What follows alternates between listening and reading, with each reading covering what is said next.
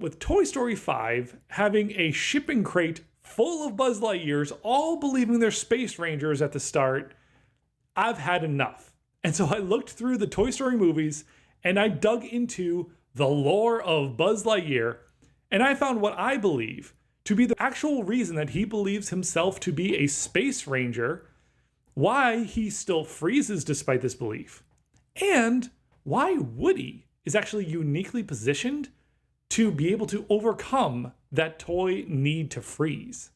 Danny J. Man in the spotlight gleam, talking magic worlds and Marvel dreams.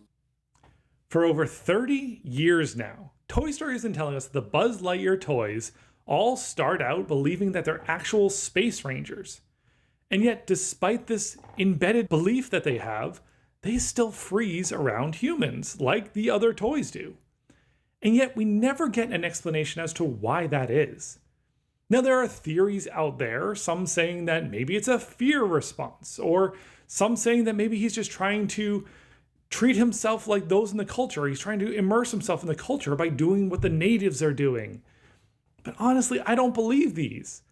For one thing, he doesn't see everyone else freeze when Andy walks in, then decide to freeze. He does it automatically. And I don't ever see any signs that he is afraid of Andy in any way. So first off, why does Buzz believe himself to be a Space Ranger rather than a toy? I'm Buzz Lightyear, Space Ranger, Universe Protection Unit. So the first thing I looked at was who else in this series starts off believing that they're not a toy, believing that they're something else. We really only see this definitively with 3 toys: Buzz, all the Buzzes, Zurg, and Forky. Now, 2 of these are connected, Buzz and Zurg, so something in the Buzz Lightyear line of toys seems to be a factor. But then Forky is a very different character. So, being able to initially find a connection between them, stay tuned, there is one later. But not finding one initially, I then looked at what causes them. Like, when do we see them thinking that there's something else?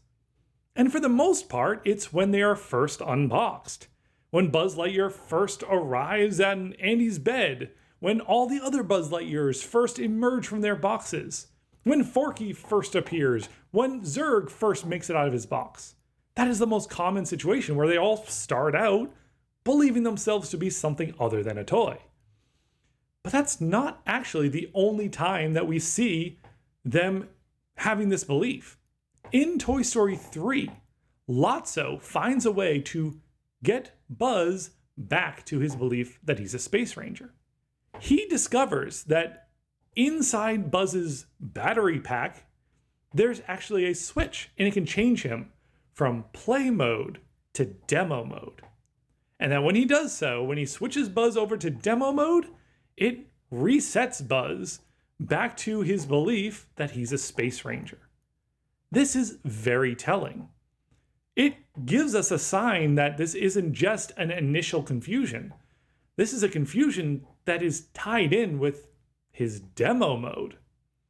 And not only that, but when Lotso is reading the instruction manual for Buzz Lightyear, he finds that the demo mode is actually the default. That the demo mode is how Buzz Lightyear starts. So now we have a tie-in with the demo mode and with his initial emergence from the box. And this actually is the answer. I have a question. Well, actually not just one. I have all of them. All right, let me walk you through it. Buzz Lightyear actually has 2 settings, play and demo. Well, most toys, when they're first built, they're built with the intention of being a toy, of being something that gets played with. And so that need for them to exist as a toy, that purpose is embedded within them from their very first moment of creation. But Buzz Lightyear and the whole Lightyear line of toys is different. They are made with 2 purposes. They have the play setting, but they also have the demo setting. Okay, well, when they're a toy, their intent is to be a toy, to be played with. But when they're in demo mode, that is not their intent. When they're in demo mode, their intent is to be a display of their subject matter. It is to demonstrate a Space Ranger, or for Zurg, to demonstrate this evil emperor. And so this shows that in demo mode, their created intent is not to be played with as a toy. They don't have that embedded desire to be a toy. They have an embedded desire to demo what they were built to replicate. This leaves all the Buzz Lightyears and the Zurg believing themselves to actually be the Space Rangers and the Evil Emperor because that is them in demo mode. But that brings up the question of, what about Forky? Forky does not have a demo mode. He's literally just a bunch of trash put together to become a toy. Trash. But that's the key. You see, Buzz Lightyear and Zurg, they had two purposes. They were built to be both a toy and a demonstration. Well, Forky as well was built kind of with two purposes. You see, he was initially a bunch of pieces of trash that were then put together to become a toy. So when Bonnie built him to be a toy. That's his purpose. And yet it's not his only purpose. I was made for soup, salad, maybe chili, and then the trash. Everybody around would see the pieces of trash that came together. The parts of him were all there intended for the garbage bin. They were intended to be trash that just gets thrown out. And so Forky as well starts with some of that embedded purpose to be both a toy and trash. Now that's all well and good, but why does Buzz freeze? I mean, if he's a Space Ranger, if he believes himself to be a Space Ranger would not freeze in front of a human. So why does Buzz? Well, the first question we need to answer is, why do any toys freeze? Why don't they all just reveal themselves to their humans? Well, the thing that gives a toy life is the imagination of the child. When a child plays with a toy, they are imagining the life, the personality. They're imagining the story of this toy. If the toy were to reveal themselves that they're actually alive, then the child would no longer have a need for their imagination for the toy because they'd actually see it alive. And since the imagination is what's needed to keep them alive, it would essentially end their ability to remain animated. Okay, so if the imagination is what keeps a toy alive, and the toy needs to freeze when the human is around, why does Buzz freeze? Because he doesn't think he's a toy. The thing about Buzz is he has two purposes, like we said. He's a toy, but he's also a demonstration of a Space Ranger. But a demo also needs to freeze. A toy or an object that's set up to be a demonstration still needs to remain inanimate. If somebody's imagining that display object as having a real life, as having an existence, then that imagination would end if they saw it moving around, because then the movement would demonstrate how it actually was.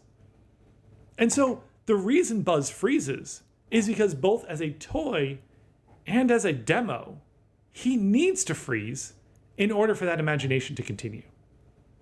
He doesn't freeze despite being a Space Ranger. He's a Space Ranger because he's a demo of a Space Ranger, and he freezes because he is a demo.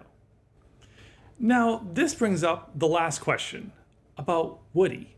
We see in Toy Story 1 that Woody essentially stages a revolt. A bunch of toys do reveal themselves to Sid.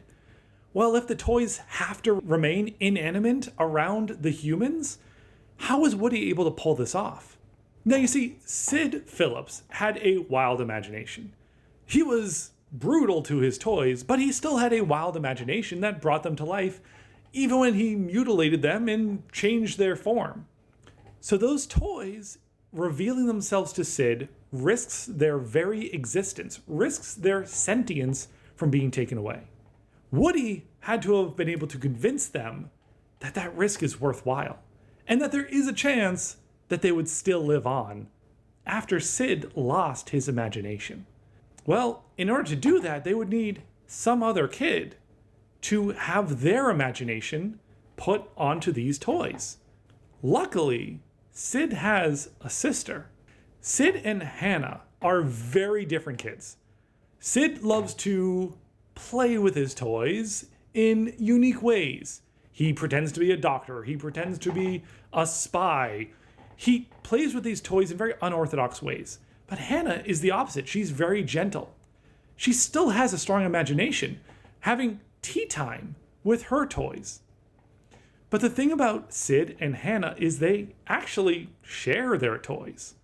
Whether they intend to or not, they both seem very willing to take the other person's toys under their wing. We see Hannah stumble upon Buzz Lightyear and decides, okay, this is one of Sid's toys. He's coming for tea time. As Mrs. Nesbit. And Sid, on the other hand, sees Hannah with a doll and decides, I'm going to snatch her away and bring her in for a brain transplant. Now, I'm not saying these two forms of play are equal. What I'm saying is that they both have their own sources of imagination. This allows those toys to have a hope that once they reveal themselves to Sid and ruin his imagination, they can still latch onto Hannah's. And they would know that Hannah, in her imagination, would actually be in favor of them acting in this way. She is not happy with the way that Sid treats her toys or any of these toys. And not only that, we know that she is on board with the toys. Because after Sid runs in and starts panicking that the toys are alive, Hannah puts her doll in Sid's face and says that she wants to play. And she starts chasing Sid. She joins the toys in their revolt. And so them coming to life in this way matches with her imagination.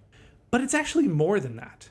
You see, Woody himself can more easily latch onto this. He's not at risk. Now, it's not just that Sid is not his actual owner. It's not just that he is Andy. It's that he actually has a life force of imagination energy, probably more powerful than any other toy in existence right now. We don't know it, but at this moment, we learn in Toy Story 2 that there's a revival of Woody's Roundup, this hit TV show where a doll of Woody is dancing around and running around and singing and saving people from wells. There is this imagination energy flowing out of Japan right now with this revival. But the thing is, we also learn in Toy Story 2 that there is a lack of Woody dolls around. There are so few Woodies that there's a huge bounty on his head for him to go to a museum in Japan. And so this imagination energy doesn't just get spread across all the Woodies. It is focused amongst the few Woodies that exist. Our Woody being one of them. He doesn't need Sid's imagination. He doesn't even need Annie's imagination.